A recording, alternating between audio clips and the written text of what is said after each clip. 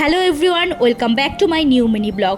গোয়া ট্রিপের 4th ডেতে আমরা সাউথ ছেড়ে চলে গেলাম নর্থে, আর আমরা নর্থে থাকবো 1 নাইট।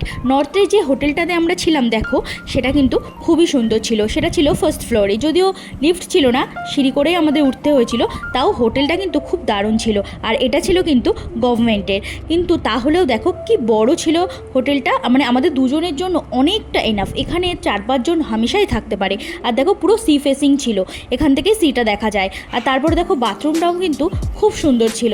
আর তারপরে আমরা চলে গেছিলাম নিচে খাওয়ার জন্য। নিচে দেখো রেস্টুরেন্টটা একদম নিচে ছিল, আর সেটা একদম সি ফেসিং। এখানে দেখো খুব সুন্দর ছিল। আর রাতেরটা আমরা এখানে দাঁড়িয়ে দাঁড়িয়েই ব্যালকনি থেকেই সমুদ্রটাকে দেখতে পেয়েছি। তারপর আমরা রেডি হয়ে বেরিয়ে গেলাম। আর এখানে কিন্তু সাউথ গোয়ার থেকে নর্থ গোয়াতে কিন্তু মার্কেটটা অনেক বড়, মানে অনেক রয়েছে। কিন্তু এখানে খুব ক্রাউডি, মানে খুব অনেক লোক, প্রচুর ভিড়।